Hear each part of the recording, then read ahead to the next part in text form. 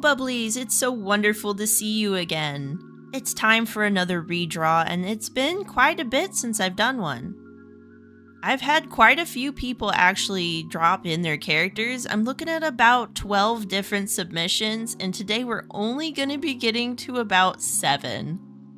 So if you'd like to see more things like this, don't forget to like, subscribe, and hit that notification bell.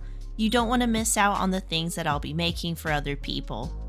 And if you're already coming back, why not? It helps out the channel and keeps you up to date. Now let's grab our tea and begin. This not-so-friendly fellow was sent in by Blizzard Lizard 345. From what I've seen from this character sheet and a few pictures on the artist profile, he's chaotic evil. When redesigning him, I picked a more combative pose to actually show off this chaotic evil side. The character is robotic, so I leaned into the more articulated joints in the body. Instead of what I'm assuming is a gray shirt, I decided to make it his bare chest, just to show off all those robotic parts.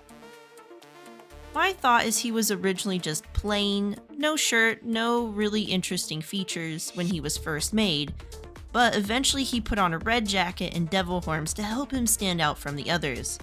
As in my headcanon, I imagine there's multiple more versions of him. To address the mask, I thought about how in a fight mode he might actually have a protective covering for his face.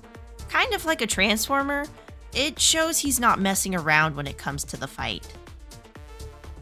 Nothing much to say other than this little one was fun to practice. You can't really tell super easily, but the PNG is actually partially see-through. It was really fun to warm up with. Brooklyn was sent in by Dragon Dino Lover 84. She has both a dog and a human form, and that's honestly about all I know. So it's headcanon time. Brooklyn looks pretty serious, and I can imagine she must be under a lot of stress. After all, golden retrievers are extremely friendly and playful. So despite being serious, she must have a playful side that she just doesn't let out very often. When it comes to design, I saw that green fluffy jacket and I instantly thought of the classic aviator's jacket. Naturally, I had to go with it. I am a huge fan of those kind of jackets. Honestly, I think this helped solidify that no joking around attitude paired with that confident pose.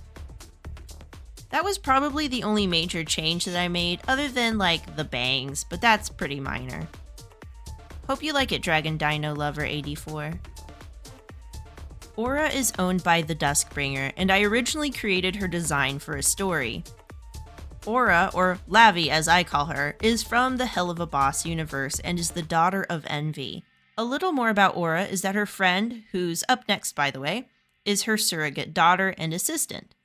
Aura is easily distracted by a variety of things and will happily go on a shopping spree if not for her sassy imp. Aura is still a very sweet and kind character.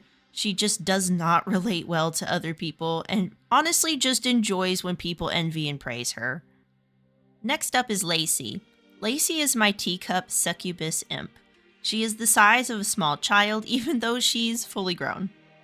This allows Aura, who's about the same size as Stolas, to merely scoop her up and place her in her purse. Lacey is a bit stubborn, but is very practical. She understands her place and counts herself as a very lucky woman. After all, she lives in a life of luxury despite being a servant. I love how Lacey looks, and I honestly just wanted to put her in something a bit more relaxed. This is Flea, posted by Majestic Squid. From what I learned, Flea is both a scout and a seeker of sorts. This particular Sans has magic that allows him to use the arrow on his face as a compass. While for others they don't fully grasp it, to Flea he can see it in front of him and it actually leads the way to whatever he's looking for. Flea's main weapon is a pickaxe, and he uses that to create sculptures. By the way, he can also use it like a boomerang. That really surprised me.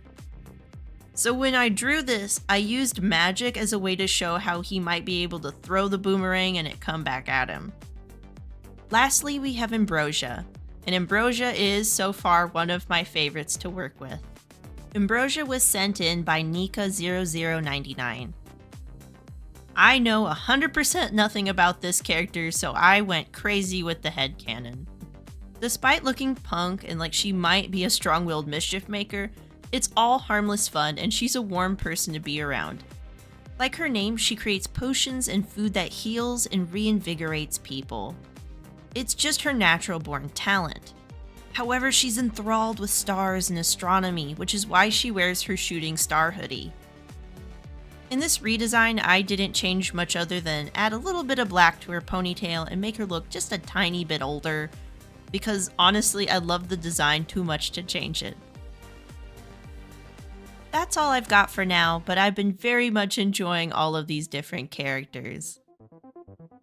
I have 5 more planned at the moment, and I can't wait to show you all of the things that I've made. Alright, I'll see you in the next one. Bye.